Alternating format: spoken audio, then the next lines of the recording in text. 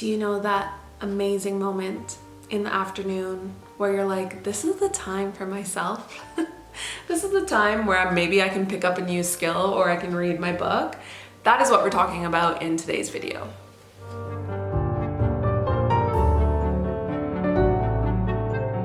When you are looking after other people all day long, it can be nice to have some time to yourself in the afternoon. The older kids are at school, your husband may still be at work, and you have the opportunity to get things done uninterrupted. Take pleasure in preparing lunch, finishing a task well done, running errands, a cup of tea, and preparing for the evening meal. These very things, with the exception of tea, can often feel like chores rather than pleasures. Change your perspective. If you didn't get the chance to catch up with your friends in the morning, like I previously spoke about in another video, this is a great time where you can pick up the phone and maybe catch up with a friend.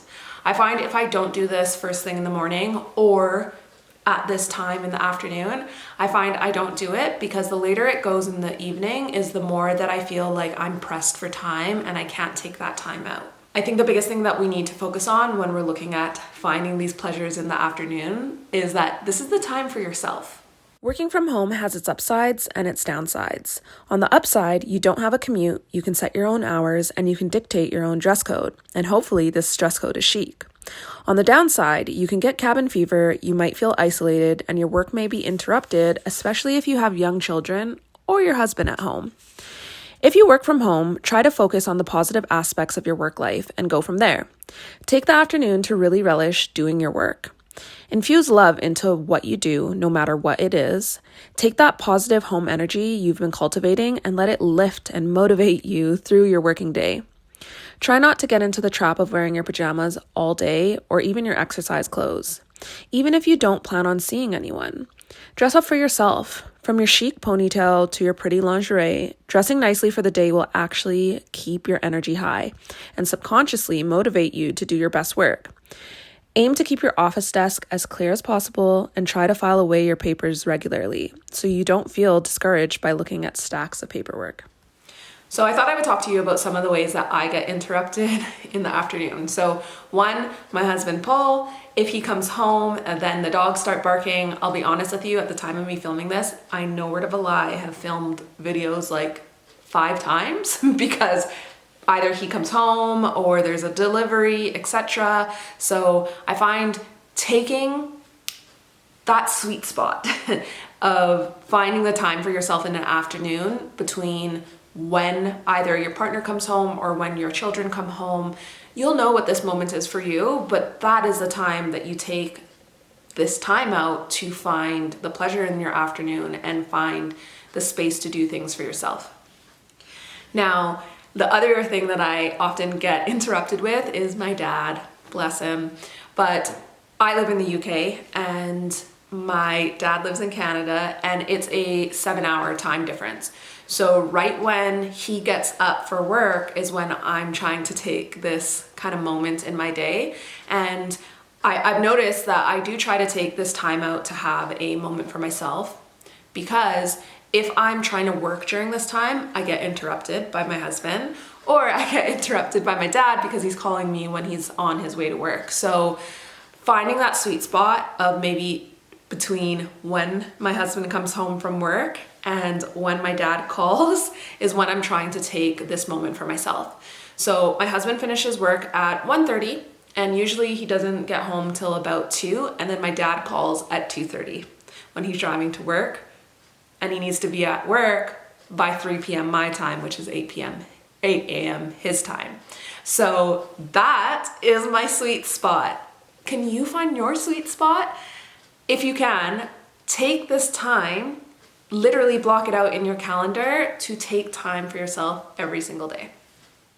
So I thought I would talk about some of the changes that I'm making this year. And that is wearing my pajamas too much. Especially if I've got a heavy workload for that day, I easily cannot get dressed. And it doesn't make me feel chic. I end up getting low and down about where I'm at in my life when I continue to do this. Whereas when I get myself put together, even if my hair is just in a chic low bun, which I know isn't the best style for me, but it's a style that helps me feel put together, and also helps me get myself together. It's not just about looking put together, it's about feeling put together as well. That's one thing that I have to give my husband all the credit for, regardless of if he's going out or not. That boy steams all his clothes.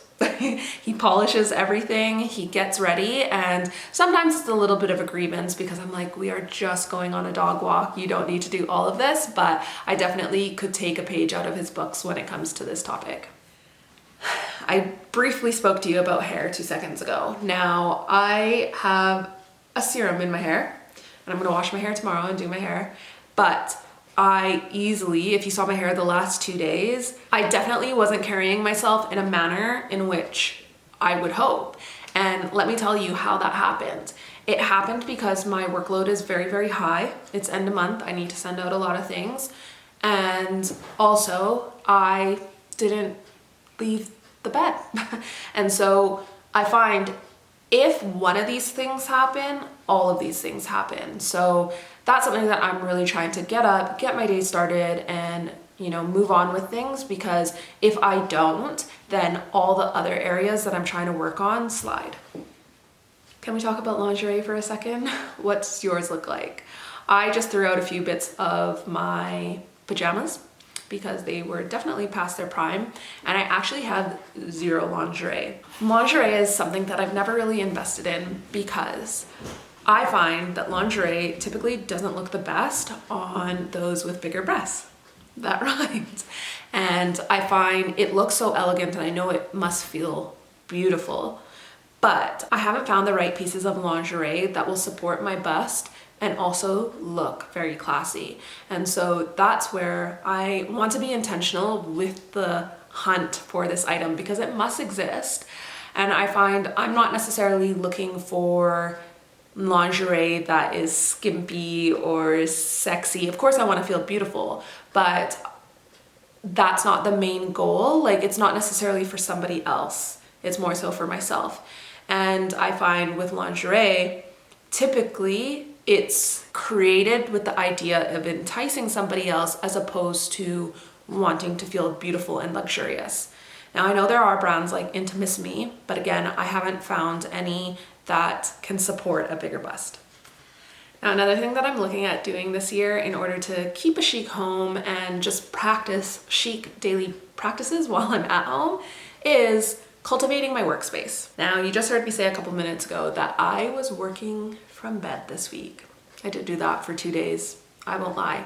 I find that I fall into this habit a little bit more so when it is winter here in the UK, because we have the heating set to only come on in the evenings, and I personally don't want to turn the heat on just for me. It's like, it's not so cold that I'm not going to survive. And I do have a room heater, but it is quite expensive to run it. So I did have a sweater, which I wore all the time. I'm sure you've seen it. I was primarily living in that sweater because it kept me warm. And so because of that, I found I never wanted to get out of that sweater because I wanted to stay warm, but equally, I didn't want to get dressed either because then I was feeling cold and then not motivated to do a lot in the home or at my desk primarily. And so I did cultivate a workspace at the beginning of the pandemic, but I rarely use it because I'm always feeling cold in there. So I'm really looking forward to seeing what I can zhuzh up with the space and make it more a place that I'm ready to work at.